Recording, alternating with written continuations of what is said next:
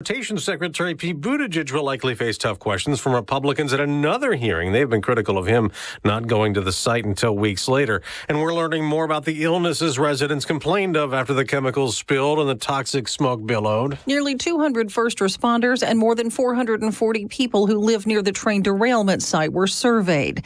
The top 5 symptoms reported by residents since February 21st are headaches, anxiety, coughing, fatigue, and irritation, pain, or burning of skin. Symptoms most often reported by first responders include congestion, runny nose, burning throat, and hoarseness. The derailment, which happened on February 3rd, affected 38 cars of a Norfolk Southern freight train carrying hazardous materials. As Fox's Tanya J. Powers, from the rails in Ohio to the roads. Roaming the roads of Ohio's 32 Appalachian counties, fleets of autonomous semi-trucks and vans. The idea to cut down on deadly crashes with automated steering, acceleration, and braking. While only 19% of the population lives in rural areas, rural roads are the scene of 43% of roadway fatalities. So the Drive Ohio program begins with passenger vans, Ford and Chrysler Pacifica. The next phase, semi-trucks, including 2 53-footers connected by platooning technology, where the lead vehicle controls the speed and the following vehicle has precisely matched braking and acceleration. But the project director assures during the test there will always be a human behind the wheel. Therese Crowley, Fox News. On Wall Street, stocks are rising, the Dow gaining 198 points. I'm Dave Anthony. This is Fox News. Hey, I'm former New York City cab driver Jimmy Fallon, inviting you to join me weekdays from 10 to 1 on Fox Across America on AM 930 and 103.9 FM KROE.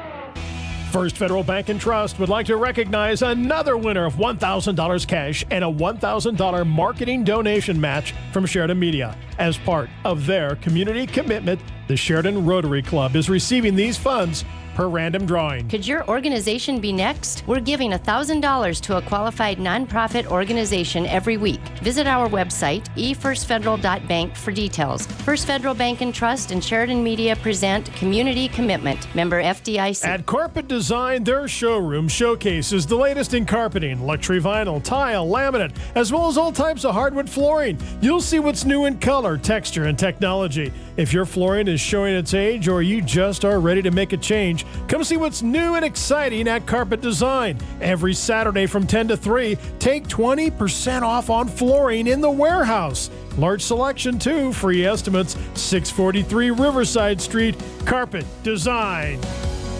This is Patrick Suker with Harker Mellinger, LLC. Since 1983, Harker Mellinger has been the leading accounting firm in Sheridan. We are here to help you succeed in your business and provide services which are customized to meet your financial needs and allow you to spend more time managing your business. Call today to see how we can provide you with cost-effective solutions. Harker Mellinger, 672-0785 in Sheridan. The Wyo Performing Arts and Education Center welcomes Grammy Award-winning artist Larry Mitchell to the Wyo stage Saturday, April 1st at 7 p.m. Larry's toured the world playing with well-known artists Tracy Chapman, Billy Squier, and Rick Ocasek. Opening for him at the Wyo will be award-winning singer-songwriter Randy Driscoll. Just kiss me like it ain't gonna hurt no more. Just kiss me like never before. Tickets for Larry Mitchell available now at the Wyo Theater box office or online at wyotheater.com.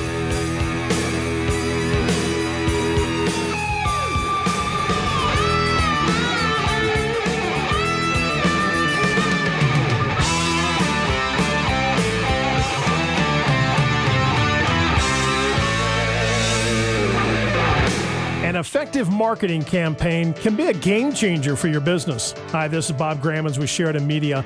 Let us customize a marketing plan for your business using up to 9 different radio stations.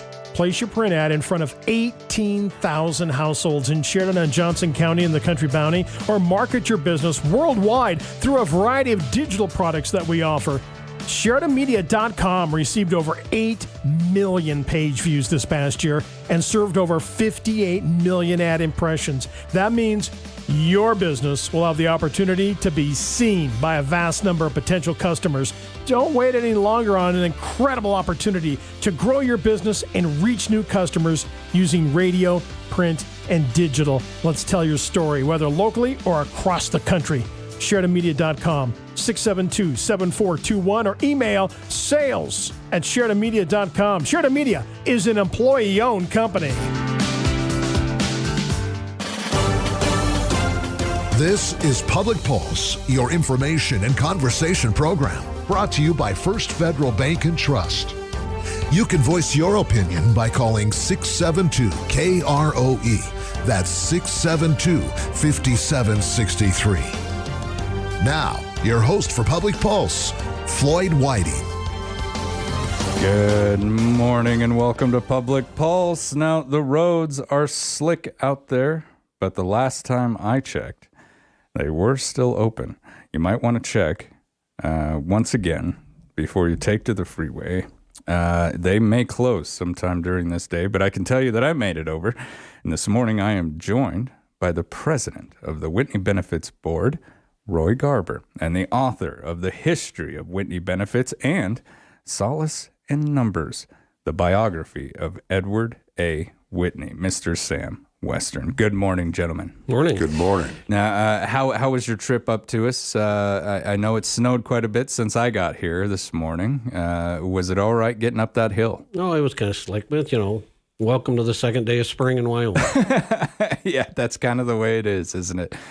We go into spring, and around here, spring doesn't start for probably another month, I'd probably guess. Like it or not. Yeah, like it or not, it's the winter is still here with us. Now, Mr. Garber, how are things going out at Whitney? Doing very well. Very pleased. As you know, of course, we have a new executive director, and she's working hard, getting established, making contacts in the community, and looking forward to projects coming up this spring. So things are going very well. Thank you. That's fantastic. How's she liking it, being at the top there? Well, I think she's quite comfortable with it and enjoying it.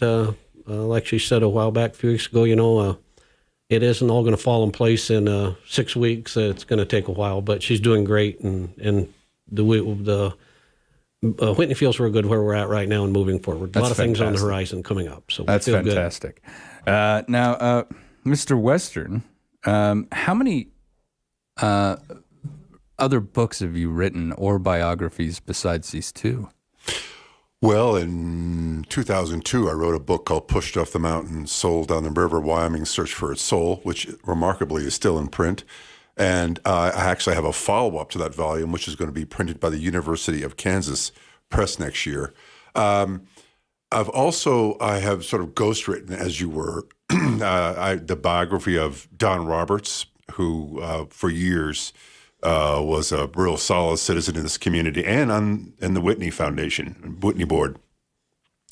And I also wrote the biography of Ambassador Tom Strzok, who was our ambassador to Guatemala and was from Casper. He asked me to write his biography for him. Oh, wow. Now, out of these two books, The History of Whitney Benefits and Solace in Numbers, the biography of Edward A. Whitney, which one came first? The first thing that the former chair, Tom Kinison, wanted me to do was write the history of Whitney Benefits. But we right away we said this is going to be two books. So they weren't written simultaneously, but they were pretty close. Yeah. Getting into that, the first one you realized we got to tell a story. It's events don't make history, people make history. And so I was, and Mr. Whitney was such a curious subject. I mean, from an economic historian, it was just who could resist in a way. Yeah. His generosity was Indeed. unheard of. Yeah. Now, so your inspiration to write this, you were actually asked.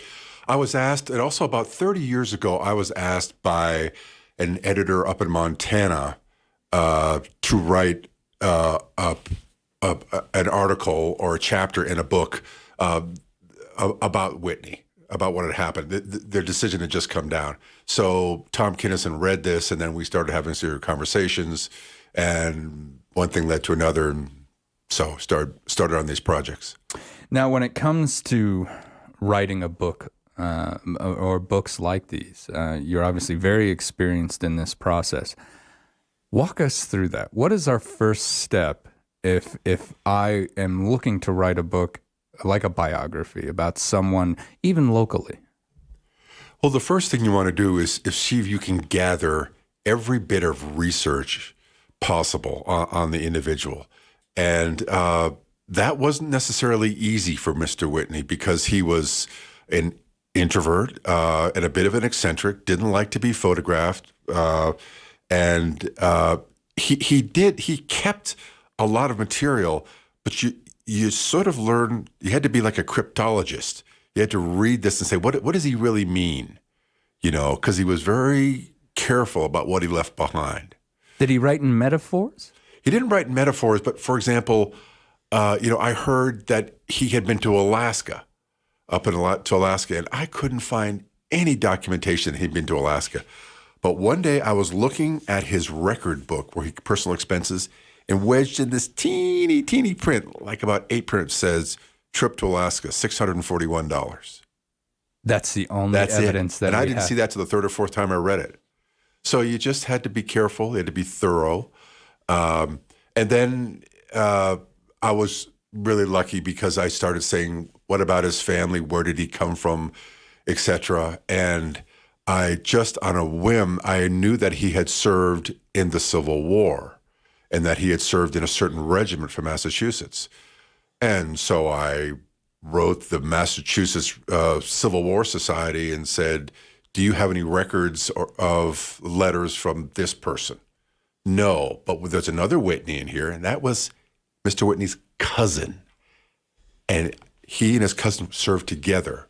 Oh, wow. So it was a gold mine. I really got to find out more about E.A. Whitney and his youth. But that's just, for a historian, that's just a gold mine. Yeah. Someone else writing about him. Right, and the person was he was an excellent writer, very lucid, incredibly intelligent. Whitney came from a family of scholars. And his cousin was no different. His cousin had just graduated from Princeton Theological Seminary, and he was he was a fine writer indeed. What did Whitney do in the war? Whitney worked as a quartermaster sergeant, which was a non-commissioned position, and it was perfect for him because this man liked order. He liked keeping things in place. He liked keeping track of things. It must have just been the ideal position for him. Absolutely. I've got a brother in logistics to this day, and he's just so analytical with his numbers. Everything is accounted for, even in his personal life. Very good with his money, very fiscally responsible, and he just fits in well. And it sounds like a kindred spirit to Mr. Whitney here. Now, when we're looking for information about local individuals like this, where did you start? Is it the Whitney benefits that had the majority of this information hidden away, or were you able to find this in like our public libraries? Well, Whitney had a fair amount of information. Had to go back to the earliest records, but just Whitney benefits wasn't really established until 1927, 10 years after Whitney's death. So those records were sort of scarce about Mr. Whitney himself. The Wyoming room at the Fulmer Library, the staff was fabulous. And then I started going through newspapers of places where Mr. Whitney formerly lived, and they were also very helpful. I remember calling someone in Miles City who had the papers of a famous boarding house in Miles City. And I said, do you have any record of Mr. Whitney showing up around this date? Took 30 seconds. Oh, wow. He had it on his computer. So those are little things you find out about an individual. Yeah. But it's just through basic research. And really, it's almost as if you're like a private investigator. You've got to track every step of this person. Oh, for a person who was pretty private. Yeah, someone who wanted to keep that under wraps. Right. Well, he did. It was also interesting. When I came on the board, we had about 2 pages of information about Mr. Whitney and his life. Half of it was wrong. Oh. And it really wasn't until we one day we got a call from the YMCA, where we'd had a meeting room, and they said, "Hey, are you guys going to come over here and get Mr. Whitney's trunk?" And we said, "What trunk?" We didn't know. I mean, the board at the time we'd lost track of it. And so we went over and got the trunk and brought it over to the office. And at that point in time, Mary Ellen McWilliams, who's done a lot of history, was on our board, and she was there, and they opened the trunk. And I think really that was kind of the emphasis of what then went on to have Sam write the book. That was the first time that we really had information we'd never seen before. And that really, we went through it, and Mary Ellen looked at it and said, this is more than I can put together. She had done a lot of work on our board, and we had more information from her than we'd ever had before. But it was the trunk that kind of, the information in that trunk is what inspired us to move towards Sam and have him move forward. We need a professional in here. Exactly. Exactly. Now, how did the YMCA get a hold of that trunk? Well, the Whitney board had, for a period of time, had contributed to the Y and had helped build one of the rooms at the Y. And there was a room there in Mr. Whitney's name. His desk was there, and it was our meeting room for many years. So having no other place to put it at the moment, that's where somebody had stored it when we had been there at the Y, and then it just kind of was forgotten about. Lost in the annuals of history. Yep, exactly. One person leaves and they take knowledge that we don't even know that they have. Exactly. That's absolutely amazing, though, and very serendipitous. With this trunk, once you pop that open, was that step one? Was that the first place where you really learned a lot, or were there other sources like the Wyoming room? There was, and I wasn't there for the trunk was discovered, but what was found in the trunk was so fundamental and rudimentary to helping me understand Mr. Whitney and his actions, like his diaries and all his travel stubs. And so these cryptic notes, these little diagrams he'd write in the back of envelopes because he was so frugal. He said, I'm in 1917, I'm going to sell these 7 ranches, which couldn't have been a better time to do it. But it took me a while to figure all that out. Again, you sort of have to be a cryptologist for Mr. Whitney. You really got to sit down and try to figure out where did this number come from and what is it linked to. Right. It's absolutely fascinating. All right. More with the president of the Whitney Benefits Board and Edward A. Whitney's biographer when we return. This is Public Pulse on 930 KROE and 103.9 FM, Sheridan.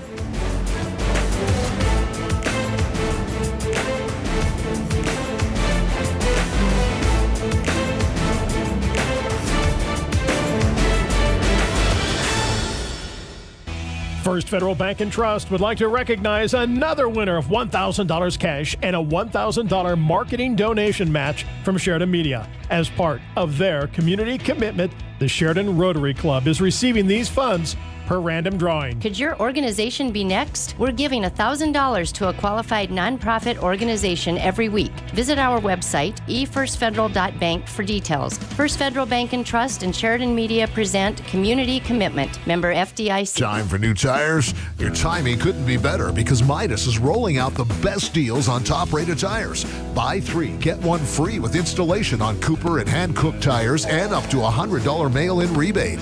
Midas also has big savings on brakes, shocks, fluid flush, even save $20 on an oil change. Check out the Midas ad in the Country Bounty for details. Roll into Midas before the end of the month for these big savings. Midas Tire and Auto on East Brundage Lane in Sheridan. Caring for the community's health is a team effort. In Sheridan, we are fortunate to have a wide array of exceptionally trained doctors specializing in over 25 areas of expertise. Each year, Sheridan Memorial Hospital recognizes these outstanding professionals on National Doctors Day, celebrated on March 30th. The board and staff thank all of our doctors for their commitment and service to our community. Please join us in thanking them for providing medical excellence right here at home. This is Ken here at Prime Rate Motors. We understand everybody's situation is different. Not everyone that comes to Prime Rate Motors is looking for a new vehicle. We also sell and install GR brand flatbed conversions and Krogman bale feeders. Looking for a trailer? We offer a complete line of GR, Wilson, Merritt, flatbeds, stock trailers, even tandem axle enclosed cargo trailers. Stop in, let's work something out. Here at Prime Rate Motors, the Super Trailer Store, or PrimeRateMotors.com. Novus Auto Glass does more than just chip and windshield replacement. Hi, this is Cindy, and here at Novus Auto Glass, we can replace window regulators, door glass, back glass, and many more other options. Big or small, we can fix them all. Novus Auto Glass can also service and recalibrate lane departure and other safety systems. Stop in or call today to make an appointment. Novus Auto Glass, 347 North Main, 672-0139. Download your favorite Sheridan Media radio station app to your smartphone. It's easy, and you can listen to your favorite station anytime and any place right from your phone. Type in SheridanMedia.com/app. Choose the station you want to download, select install, wait for the app to download. Listen to your favorite Sheridan Media radio station anywhere, any place, anytime. SheridanMedia.com/app.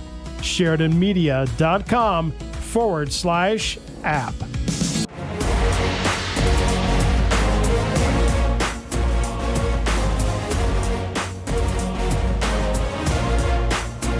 Good morning and welcome back to Public Pulse, proudly brought to you by our friends out there at First Federal Bank and Trust. I'm Floyd Whiting. This morning, I am speaking with the president of the Whitney Benefits Board, Roy Garber, and the author of The History of Whitney Benefits and Solace in Numbers, the biography of Edward A. Whitney, Mr. Sam Western.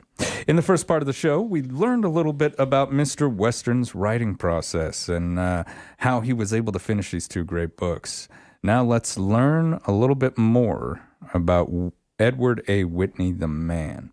Mr. Western, where was Mr. Whitney born? Whitney was born in, we think, 1843 in Dalton, Massachusetts, to a prosperous but quite a mercantile family. Again, he was very cryptic about his family his whole life. But he ended up going to boarding school in Switzerland when he was 14. Became, I'm convinced, probably fluent in French, and it was very formative for him. And he was accepted to a French Academy of Mineralogy, but there's no evidence that he ever went there. And then he came back and worked for his uncle Josiah in a bank in Western Massachusetts. It sounds like he would have been well suited to work in a bank. He was. They kind of haven't. Did he develop his frugalness there? Or from what you can tell, that was already kind of part of him. I think that for the listener, there's two parts about Mr. Whitney. You understand that he was frugal. He had sort of this accountant actuarial mind, and he saved a lot of stuff, but he was also a risk taker. I mean, he would speculate on land. That was probably his secret, was he managed his money, but he was not afraid of risk. And I mean, basically, it's through that platform that he gained his fortune. Because he was a careful guy, but sometimes not that careful. Yeah, sometimes calculated he took big risk. leaps. Yep. And that's how he developed his money. He wasn't born into money. He was born. There was no evidence that he was left with any major. I mean, there was a story that he was left with a fortune, but I was unable to find any evidence. He had one living sibling, a brother John, who ran a bookstore in Cambridge, Mass, and his total worth was $5,000 in 1914. I just had a hard time thinking that he'd come into any major fortune. Yeah, with only $5,000 Right. left. Yeah, that seems a little odd. I think everyone would have ended up getting a little slice of that. Yeah. Now, let's talk about the coal settlement. Right. What is this, and how does this affect Whitney Benefits in the future? Well, it actually it's what has defined Whitney Benefits. It was a defining event in our history. And basically, what occurred, Mr. Whitney had a piece of land out in the Tongue River Valley area, and he sold the ranch, but he saved the mineral rights. And so then many years later, the board decided that they should see if they get a contract when coal mining came on. And so they went and leased that coal to Peter Kiewit and Sons to be mined. But before it could be mined, the federal government came in and said, you can't mine in an alluvial valley. So the contract had already been signed. And so the Whitney board set about basically saying, hey, we've had something taken from us of value. And so they began a very long and protracted battle with the United States government to be compensated for that coal. And Sam can talk about it. It was a battle that lasted 23 years. Wow. And I have to give the board credit. Henry Burgess was the architect for how they went about it. He was a board member, but he had a board of 12 backing him up, which you have to give them credit for the fortitude and perseverance they had. It was David against Goliath. It took 23 years, 7 lawsuits. They lost 5 of those hearings, but they won the 2 that counted. And that's where the fortune came from. So Sam, that was part of the reason for writing the books. He has laid that story out, and he's a good one to tell it. Mr. Western. Yes. Spines of iron, huh? Spines of iron. And you just got to remember that, Whitney Benefits, before this coal settlement, just had a modest corpus. I don't know. I can't remember what it was. It was very modest. And, of course, all the interest was going to give interest-free loans to students. And, then this lawsuit comes along, and they just persevere. And the legal bills. Ooh. 26 years? Yeah, Wow. 23. 23 years. They were in Washington. They were represented at the various courts by Hogan and Hartson, and there were these bills for $20,000, $30,000 a month. And the board had to write the check for this. But that was another thing that Mr. Burgess insisted on, that the board pay as they go, because he didn't want a contingency fee in the end. Yeah. You don't want that bill hanging over your head if you lose. Right. Was there any moment where, and I don't know who handled this, where the judge finally just said, "This is the moment, gavel down, the fight is over"? There wasn't. Yes, there was a moment, and his name was Loren A. Smith, and he was the chief judge at the Federal Court of Claims, which were all takings, and takings cases are brought before him. And he's a very deliberate man, known for his glacial decision. Takes a long time to make a decision, but he made a decision, and it was immediately appealed. And he wasn't having much truck with the Justice Department's appeal. He felt he'd done his homework. He felt that Whitney and Hogan and Hartson had presented their case, and no, it was just you wanted to hold your breath because they would file an appeal and they said, well, we're going to take it to a different court. But so they said, we're going to take it to the Supreme Court, of course, the Justice Department. And when the Supreme Court denied certiorari, which means we're not hearing the case, that's when you knew the rubber had just hit the road. You could hear the gasps coming from the Justice Department. Wow. Yeah. And so what ultimately did that settlement really give to Whitney Benefits? Roy. Well, basically $65 million. Whoo, wow. The total settlement was 200-some million. But yes, we received $65 million in the end. And what year was this? That was 1995, I believe. Wow. Yes. Yeah. My goodness. Yeah. I mean, the Benefits had been waiting for this money for how long? Well, 20-some years. 20 and see, some years. The other interesting part was if the government would have just settled it early on, it would have been a fraction of the money, because I believe that there was only about 140 million tons of coal. And if it would have been mined as planned, Whitney probably would have only received $10 to $15 million for that. But they tried. I got to laugh at the irony of that. Well, That's just, yeah. That's just, yeah. I don't even know what to comment on that. This being tied up in court, I mean, well over doubled that money. Yeah. And, And there was a knockdown drag out whether the interest that was gathered on the award was going to be simple or compound. And that made a very significant difference in the number of zeros at the end of the number. Yeah. And Loren A. Smith said, no, it's going to be compound, much to the Justice Department's chagrin. I would imagine there was a lot of chagrin in that department at that time. Gentlemen, I'm running out of time, but there is The History of Whitney Benefits and the Solace in Numbers, the biography of Edward A. Whitney. by Sam Western is available for purchase, correct? Yes, you can purchase it in several places, or I think you can go over to the library and they'll give you copies. That's fantastic. 2 beautiful books. Or you can stop by our office and we'll give you a couple copies. Now, real quick, Mr. Western, if there was one thing you would want listeners to know about Mr. Whitney, what would that one thing be? Again, I would say is a combination of his careful stewardship of his money and yet his willingness to take risks.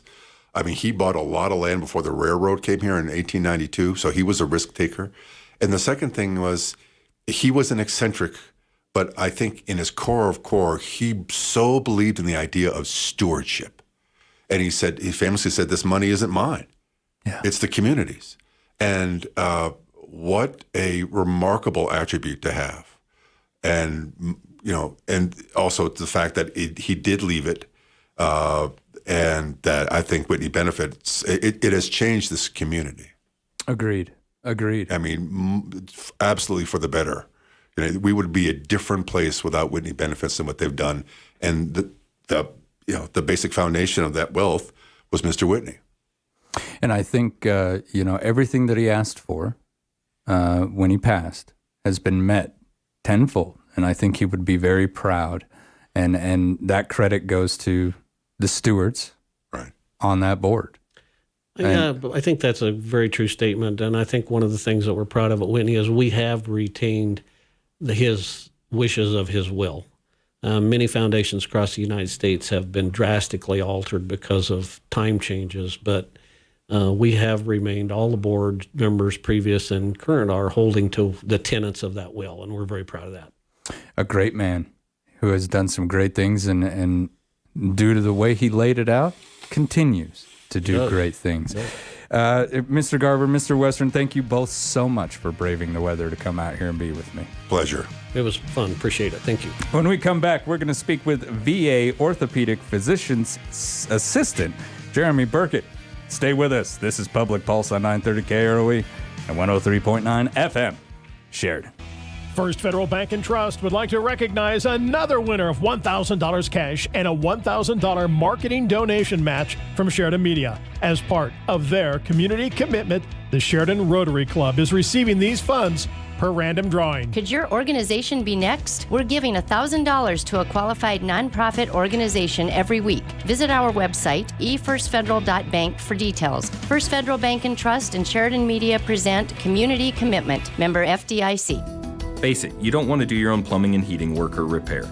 You need a professional, and that is exactly what you will get if you work with Rapp Plumbing and Heating. Being fully licensed, bonded, and insured, you can rest assured that they will take care of your repairs and maintenance in the very best way possible.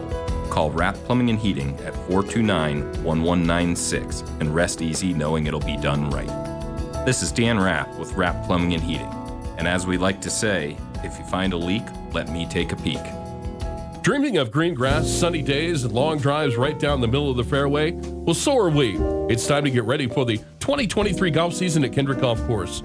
Rates are still extremely reasonable, making Kendrick Sheridan's best golf value. Take advantage of their preseason discounts and save even more. Discounted pass is now on sale at City Hall or online at SheridanWY.gov through March 31st. The snow will be gone, the grass will be greening up before we know it, so don't miss out. Play golf this season at Kendrick Golf Course. This is Dan Marshall with Captain Clean. While dirty ductwork and carpet doesn't necessarily mean unhealthy air in your home, school, or workplace, they may be contributing to larger health issues or harboring contaminants that could cause serious problems for people with respiratory health conditions, autoimmune disorders, or environmental allergies. Call Captain Clean today for your free HVAC and free carpet cleaning estimate. It's 100% free. Captain Clean, 672-0726. Affordable choices for healthy living. Have you driven by the lot of Waring Sheridan Chevrolet? The change in ownership has opened up a flood of new and used inventory. Waring Chevrolet is busting at the seams in new and used cars, trucks, SUVs of all makes and models. Inventory is back on the lot and arriving weekly. Best of all, same great sales, service, parts, and body shop team is there. New ownership, same great team. Unbelievable inventory. Waring Sheridan Chevrolet. 107 East Alger, open Monday through Friday, 7:30 to 5:30, Saturdays till 4. Your locally owned McDonald's is looking for a general manager, owner Larry Storrow. Bob, as general manager, you will be responsible for helping lead as well as hire and develop all employees. You will work with the management team to set goals and create a plan to achieve these goals. A background in quick service restaurants is strongly desired or experience in hospitality or retail. You will help guide the entire operation for success. Apply for this general manager position online at mchire.com. That's mchire.com.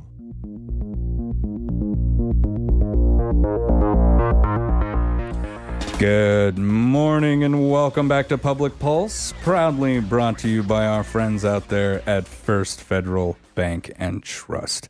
I'm Floyd Whiting. For the second part of our show this snowy morning, I am joined by VA Orthopedic Physician's Assistant Jeremy Burkett and VA Public Affairs and Congressional Liaison Officer Christina Miller. Good morning and thank you for braving the weather to come up on the hill and be with me today. It was a bit harrowing. Yes.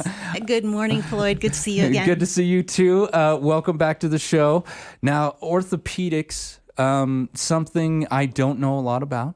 Knock on wood, never broke a bone in my life, but we'll talk about some of the injuries I have here in a little bit and how we can help them.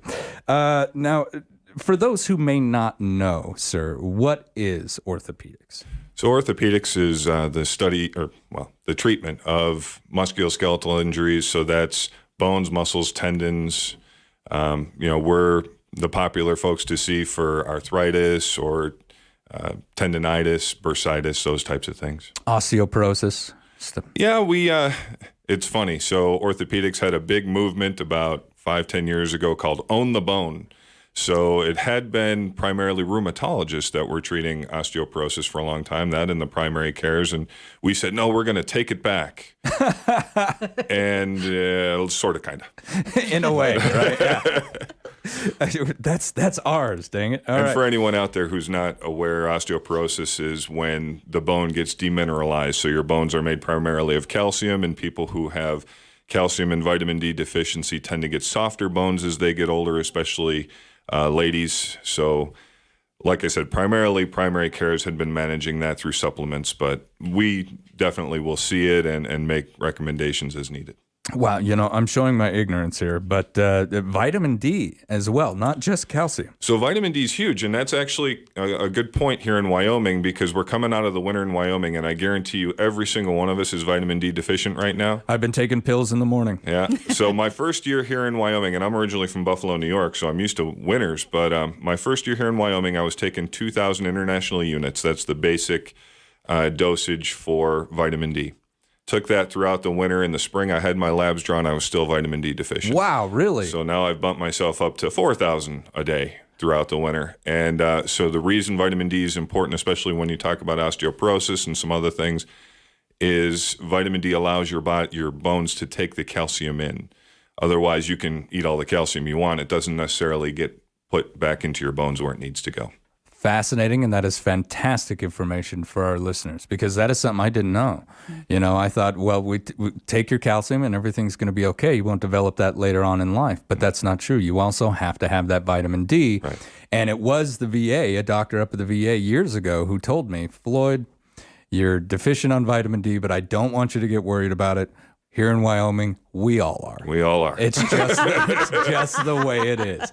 And so that's when I started taking my vitamin D supplements. But now listening to your story, I'm going to have to bump up my the amount that I take because, like you, I only took 2. Mm-hmm. But to know that, I might want to bump that up. And folks, if you're listening, maybe you might want to bump that up as well. Talk to your doctor first. Yeah, talk to your doctor. Absolutely. Yeah. Have your labs drawn, see where you're at. See just exactly where you're falling into there. Now, you say you grew up in Buffalo, New York. What brought you all the way out here? Oh, I've been all over the country. So like you, I'm also a veteran and grew up in Buffalo, joined the Navy, was out in San Diego for a long time. Tried to go back to Buffalo and decided that after being in Southern California, I couldn't handle the winters in my younger days. So then I went back out to L.A. And so I've been in the VA. This is my 4th VA. I worked for the San Diego VA after I got out of the military. I worked at the Loma Linda VA. The Los Angeles VA. I moved to Birmingham, Alabama, where I started more education, went up to Boston where I did my master's program, and then came back out to Southern California when I thought I was going to like the weather better, and I worked at the Loma Linda VA there, and then I started farming. So I had already started farming, but then my daughter and I decided we needed more room to farm. So we came out to Wyoming, which is perfect for us. We love Wyoming. Oh, it's beautiful, isn't it? It is. Now, why study medicine? What led you down that path to begin with? That's a great question. So I had some family members, some older family members when I was younger, and I was the oldest grandson, and they had issues, especially actually musculoskeletal issues from car wrecks and things like that. And I just always enjoyed helping and taking care of them. When I was 17, I started working in the local hospital in the kitchen, and then as soon as I turned 18, I became an orderly, and I just went on from there. I always had a tendency towards medicine and learning what makes the human body tick, and learning all these interesting things that kind of challenged my own preconceived notions about how the body works and how medicine works. So I went all throughout in medicine except for my time in the Navy. I wanted to be a corpsman, and the recruiter gave me a real nice song and dance and said, we're going to do the Seaman Apprenticeship Program, and I fell for it. So I was a bosun mate for my time in the Navy, but I don't regret it. It was great. Yeah, we all fell for something, didn't we? And throughout this journey through medicine, you decided that orthopedics was going to be your specialty. What led you down that path? Was it the injuries that you saw the older individuals in your youth? I think that was part of it, but I think a really big part of it was I'm an instant gratification kind of guy, right? So let's say in PA school, the other male PAs in my class mostly wanted to gravitate towards emergency medicine for the rush. Right. I never really liked the ER because you don't get any good follow-up on these folks, right? So in the ER, they either go upstairs, they go home, or they go downstairs. Yeah. In orthopedics, it's broke, I fix it, I know it's fixed, and I know the person has a better quality of life. So I get to follow them straight through their issue, whatever that musculoskeletal issue is, and I know that I can eventually get them to the point where they're going to have a better quality of life for having had that treatment. That's fascinating to hear because, I've got some friends who went into medicine after serving, and sure enough, emergency room work, it seemed like the top that they wanted to get to. A lot of them became EMTs, paramedics, things like that. But you are right. There is no follow through and no, say, like aftercare or anything like that. It's kind of there on the spot and absolutely vital, saving a life, and then boom, on to the next one. Boom, on to the next one. With yours, it's more of a care. Long-term care. Fascinating and fantastic reason. And you say that you came here to Wyoming to start a little farm with your daughter. And so did you just naturally end up at the VA, or was that all part of the moving process? So I always end up back at the VA because I like taking care of the brothers, Yep. I communicate with my veterans in a way that you and I understand, that a non-veteran doesn't always get that same level of communication, I guess, that we have. Yeah. So I've always gravitated towards the VA mostly because of that, because I know I can make a difference. They tend to hear what I say, I think, a little bit more than a person who is not a veteran. So I try to bring it to that level and make it relevant for them so that they know where they stand with what's going on and what we can do to move forward. Also, again, another fantastic point. No offense to anyone who hasn't served, but there is a level of understanding and communication that is hard to explain, isn't it? But it's there. And maybe it's just something that is in our DNA for the rest of our lives, And I would actually venture to say too that that connection also makes it easier to hear the advice that professionals give, because we're not always all good at taking care of ourselves, and hearing it from a fellow veteran who's like, hey, I'm not blowing smoke. This is important. You really need to do this. And I think that that is important. Excellent point, because you're right.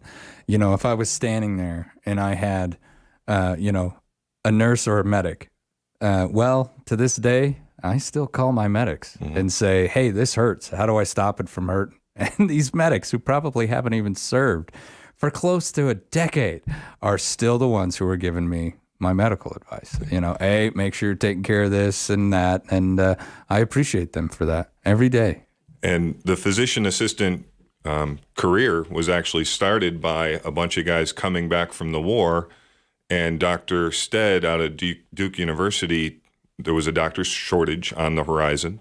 And he said, you know, we've got all these medics and corpsmen that are coming out of the military that aren't allowed to practice to that level here in civilian society, but they have all this great battlefield knowledge. I bet we can take them and train them up a lot faster than we could someone else in medical school and get them out there and practicing. And so that's how the PA profession came about. Absolutely fascinating. We've been around for over 50 years now. That is amazing. I did not know that. I love it, coming to work and learning something every day. Now, you say that the orthopedic service at the Sheridan VA is somewhat new. How long has this been going on? So I've been here for a year, and myself and the associate director of the VA, Scott Morey, had been in talks almost 2 years ago now to develop this. Like I said, I've worked in orthopedics at several different VAs, and I came here and I saw that there was no orthopedic service here. So I reached out and I said, look, I can see orthopedic patients. Now, granted, I don't do surgery myself, but most orthopedic problems can actually be treated very well conservatively.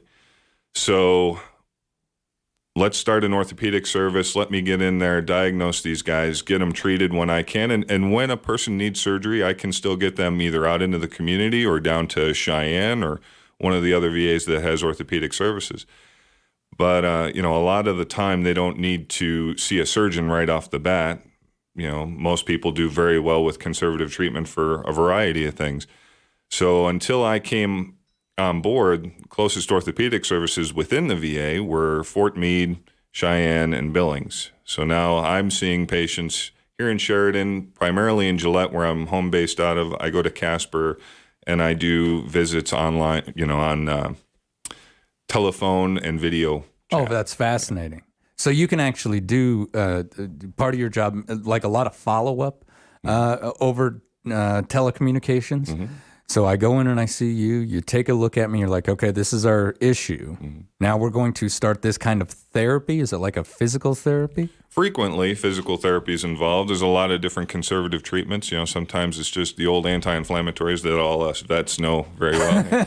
Although I don't advocate it quite the same way that the military did. I explain that to my vets when we see them. But yeah, anti-inflammatories, physical therapy. I do injections sometimes when that's appropriate.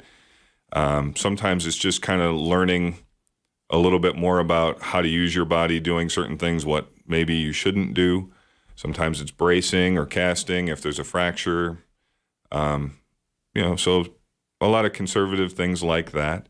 And then eventually, if those things aren't getting it or stop working, well, then we might be talking about a surgical issue. But, we cross that bridge when we come to it. And a lot of folks don't want to just jump into surgery. They have their life to do. And surgery, there's significant recovery after a surgery that can take people out of doing what they love to do. And we try to get them through to a place where they're a little bit more prepared for that.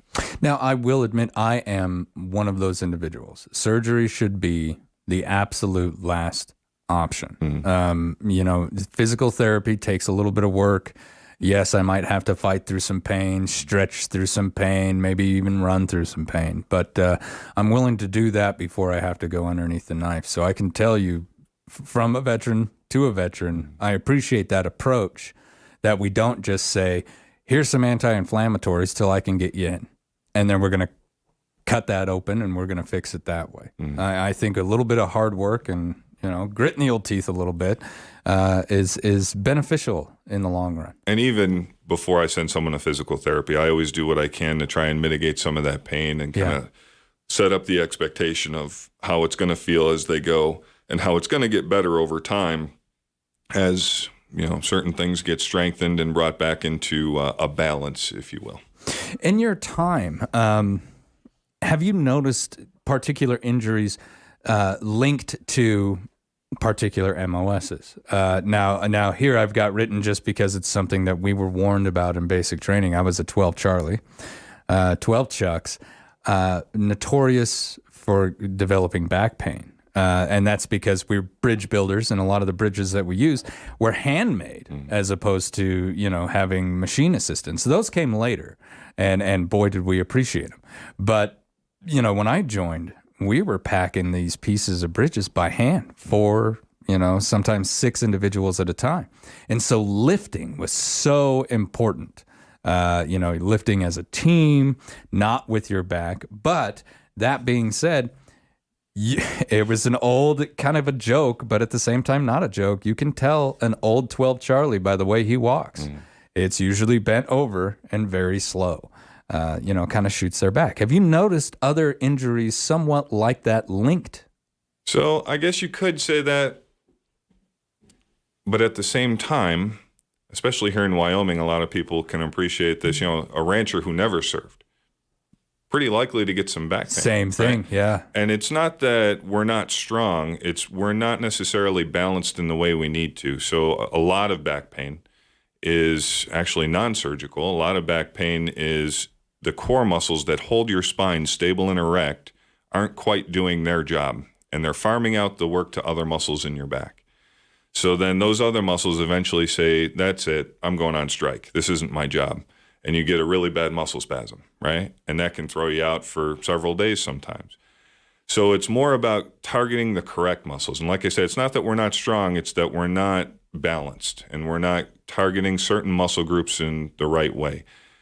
To that, back pain is a big one. Another big one in our society today is shoulder pain. There's a lot of shoulder pain that's more of an imbalance, not necessarily a rotator cuff tear or anything like that. But if the rotator cuff isn't doing its job, and your arm rides a little high in the socket, then there's a thing called impingement, where you're constantly banging that rotator cuff and the bursa underneath between I'm going to call it the roof bone for the audience, right? So if you tap on your shoulder, like you got a little angel on your shoulder, that's the acromion. And then the humerus is that long bone that's the top part of your arm. When you come up overhead, if that rotator cuff isn't doing its job, you're going to bang that tendon and that bursa between the two over and over again, till it gets really inflamed and irritated. So those are the types of things that I've seen guys that are bodybuilders that still can get impingement. So it's just targeting the correct muscle groups. A lot of knee pain can be the same way. So that's why physical therapy does play a large role in a lot of the treatment that I offer. But I got 1 minute left. Oh, sorry. No, please. I'm fascinated by it. If someone wanted to get in to see you, how do they do it? So all they got to do is talk to their primary care at the VA, or call their primary care at the VA. Tell them I have a musculoskeletal complaint and I'd like to see orthopedics in the VA. Their primary care doctor will usually just get a plain X-ray of whatever the joint is that's affected, and they'll send me a consultation. I will accept that consultation and get them in as quickly as I can, frequently faster than they can get in the community. Oh, it's fantastic to hear that. Now, Jeremy, Christina, thank you both so much for coming in. Thank you. And thank you for braving the weather to be here with me today. I My appreciate that. All right, you've been listening to Public Pulse on 930 KROE and 103.9 FM. Sheridan.